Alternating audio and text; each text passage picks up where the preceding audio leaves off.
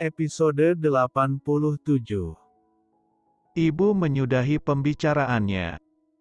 Dia menutup mulutnya rapat setelah tidak menemukan sedikit pun celah untuk menggoyahkan hati anaknya. Merubah pendirian Saga ibarat menggoyangkan menara tinggi di tengah kota. Mustahil. Namun dengan sisa harapan dalam dirinya, dia sedang berusaha sekarang. Dia tidak akan mengganggu Daniyah. Tapi dia masih belum rela kalau gadis itu yang akan melahirkan penerus keluarganya. Saga mengikuti langkah kaki ibunya. Ketika dia sudah mendesah kesal dan tidak menjawab pertanyaan ibunya, wanita itu tahu. Dia harus menyerah dan memilih menghindar.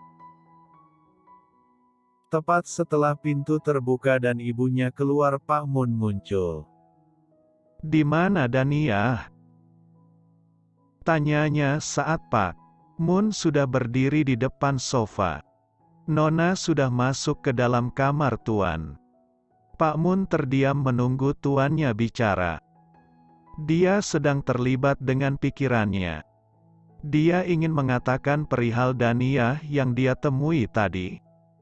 Tapi di satu sisi dia takut jika dia mengatakan sesuatu masalah baru akan timbul. Akhirnya Pak Mun mengunci rapat mulutnya. "Apa Han sudah pulang?" "Belum Tuan. Sekretaris Han masih ada di luar." "Baguslah, panggil dia kemari." "Baik." Akhirnya Pak Mun benar-benar memutuskan untuk tidak menyampaikan mengenai perihal Daniyah. Keluar sambil berharap semoga apa yang dia lakukan benar. Dia menyampaikan pesan. Sekretaris Han langsung bangun dari duduk menuju ruang kerja Saga. Han masuk langsung mengedarkan pandangan menyapu ruangan. Mencoba menebak. Sepertinya pembicaraan dengan nyonya berjalan cukup baik, pikirnya. Semua benda di ruangan ini berada di tempat yang semestinya. "Duduklah." Saga menunjuk sofa di depannya. Han bergerak. "Baik Tuan. Apa ada yang sedang Anda khawatirkan?" "Duduk di tempat ibu duduk tadi." Menatap Saga lekat. "Apa yang nyonya sampaikan pada Anda?" Mendesah kesal. Apalagi memang. Sepertinya dia belum benar-benar sadar kenapa aku marah dan menyuruhnya pergi. Dia masih mau memintaku menikah lagi dengan wanita pilihannya. Han yang berdecak tidak percaya. Bagaimana nyonya masih punya pemikiran bodoh seperti itu? Dilihat dari sudut manapun, memisahkan tuan muda dan nona itu sudah masuk kategori mustahil. Sebesar apapun dia bekerja keras, saat ini bahkan akan lebih mudah menemukan jarum dalam tumpukan rumput liar ketimbang memisahkan tuan muda dan nona. Jangan pedulikan ibu. Aku yakin dia tidak akan seberani itu setelah aku bicara dengannya tadi. Yang aku mau kau lakukan sekarang adalah mengurusnya. Membereskan wanita itu sampai tuntas. Saga tidak mau lagi berurusan dengan Helen dalam hal apapun. "Nona Helen, bereskan dia. Dia memang tidak akan mendekatiku lagi. Tapi aku tidak mau dia mengganggu Daniyah sedikit pun. Jangan sampai dia menyentuh istriku sehelai rambut pun." Dia menekankan kalimatnya. "Kalau Anda tahu kejadian tadi." "Habislah saya Tuan." "Baik. Saya akan selesaikan masalah Helen besok. Anda tidak perlu mencemaskan apapun Tuan muda. Sekarang istirahatlah. Saya akan membereskan semuanya untuk Anda." Han bangun dari duduk dan mengikuti Saga sampai di tangga. "Selamat malam Tuan. Selamat istirahat. Kau juga. Pulang dan istirahatlah." "Baik." Han masih berdiri di tempatnya sampai Saga menghilang di sudut kamarnya. Lalu dia berjalan keluar rumah. Han menghentikan langkahnya saat melihat sebuah mobil berhenti di depan pintu utama. Jenika yang baru kembali dari kantor magangnya. Han melihat jam di tangannya. Berdecak kesal setelah tahu ini jam berapa. Keluar dari mobil dan kemarilah Nona. Tahu Jen sengaja tidak membuka pintu setelah melihat sekretaris Han keluar dari rumah utama. Gadis itu pasti berharap bisa lolos dengan mudah. Dan tidak perlu berhadapan dengan Han. Sial, kenapa pas sekali bertemu dengannya. Selamat malam Sekretaris Han. Apa sudah mau pulang? Sudah berencana kabur? Tapi Sekretaris Han merentangkan tangannya. Membuat langkah Jen terhenti seketika. Jam berapa ini? Kenapa Anda baru kembali? Sepertinya saya harus senang sekali ya karena karyawan magang sangat berdedikasi sampai pulang selarut ini karena bekerja. Kata-kata sarkas yang telak menancap. Maaf. Berharap kata maaf bisa jadi kunci jawaban yang menyelamatkannya. Jawab saja Anda dari mana? Jangan membuatku repot. Han mulai terdengar kesal. Menatap Jenika. Jangan merepotkan begitu yang tertulis di kening wajahnya yang dibaca Jen. Sial, kenapa dia masih di sini selarut ini sih? Kalau Pak Moon aku merengek dia pasti melepaskanku. Karena Pak Moon tidak mau menimbulkan keributan. Kak Saga pasti ada di rumah kan sekarang. Cih, aku baru putus dari pacarku. Berteriak akhirnya. Pelankan suara Anda. Tuan muda baru saja naik ke kamarnya. Anda tidak mau kan dia tiba-tiba muncul dan mendapati Nona pulang selarut ini. Suaranya rendah. Namun langsung telak mengancam Jen. Gadis itu sampai menutup mulutnya dengan tas yang dia pegang. Maaf. Jangan bilang pada Kak Saga. Aku baru pulang bertemu pacarku. Mantan pacarku tepatnya. Aku baru saja memutuskan hubungan dengannya. Kasihan sekali. Anda pasti melewati hari yang berat hari ini. Entah kenapa Jen merasa sama sekali tidak terhibur dengan kalimat penghiburan yang diberikan Sekretaris Han. Dia malah jengkel mendengarnya. Hei aku yang memutuskannya tahu. Bukankah sama saja? Sama-sama menyakitkan. Telak. Wajah Jenika berubah kecut. Ah. Kenapa juga aku bicara pada orang yang tidak pernah jatuh cinta? Pokoknya aku minta maaf sudah pulang terlambat. Jangan adukan pada Kak Saga ya. Minggir. Mengibaskan tangan agar Han memberinya jalan untuk lewat. Laki-laki itu menurut dan mundur 2 langkah. Baiklah. Karena Anda sedang putus cinta saya akan melepaskan Anda. Tapi lain kali ingat waktu kapan Anda harus kembali Nona. Mandilah air hangat. Dan minum susu hangat supaya Anda bisa tidur nyenyak nanti. Cih. Jenika hanya melengos pergi. Lagi-lagi merasa tidak terhibur dengan kata-kata Sekretaris Han. Aku sudah putus dengan pacarku sekarang. Apa artinya aku boleh mulai mengejar teman magangku? Hehe. Sepertinya perasaan orang yang memutuskan duluan. Daripada yang diputuskan itu berbeda sekali ya. Han berlalu setelah memastikan Jenika masuk ke dalam rumah utama. Setelah berganti baju tidur Saga keluar dari ruang ganti.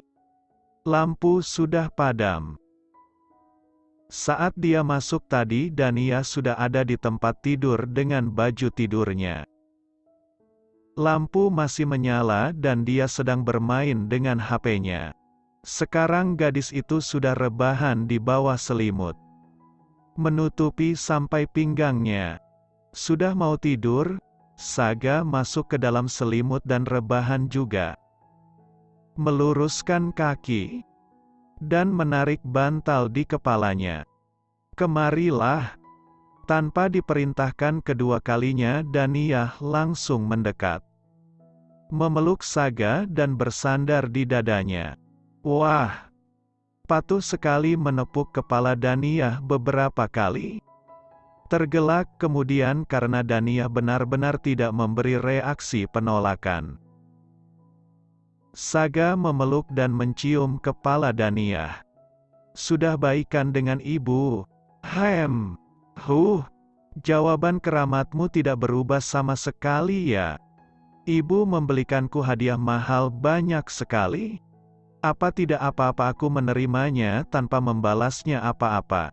Tapi aku juga bingung harus memberi ibu apa. Daniyah menepuk dada Saga dengan tangannya. Lalu tangannya berputar pelan, mengalirkan kehangatan. "Kau tidak perlu memberi ibu apa-apa. Karena itu caranya minta maaf padamu." Saga menggeser posisi tubuhnya, hingga Daniyah bersandar di tangannya. Sekarang wajah mereka berhadapan.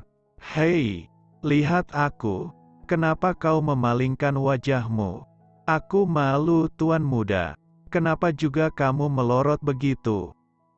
Lihat aku." Daniyah langsung memalingkan wajahnya.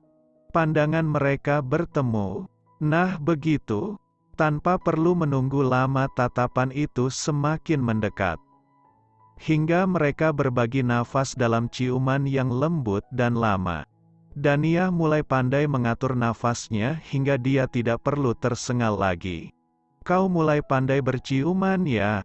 Mendengar Saga mengatakan itu, Daniyah langsung membenamkan wajah di dada Saga. Malu menyeruak kemana-mana.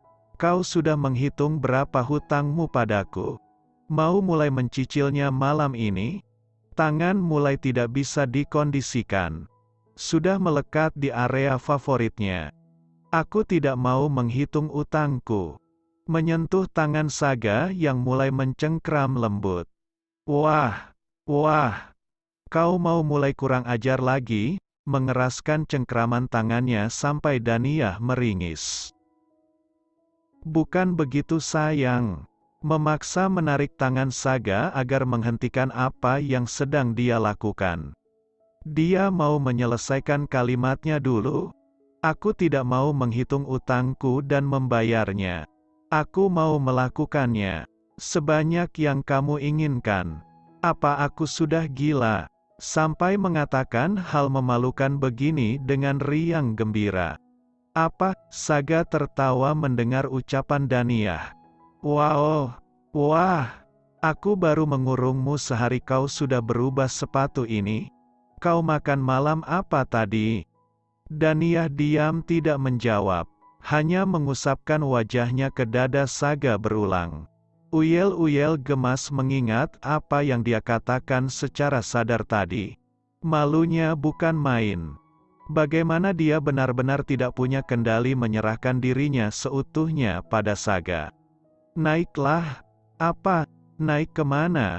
Daniyah bingung. Dia sudah naik ke atas tempat tidur. Bahkan ada dalam dekapannya. "Dia mau aku naik kemana?" Gumam Daniyah berusaha berpikir lagi. "Naik ke atasku?"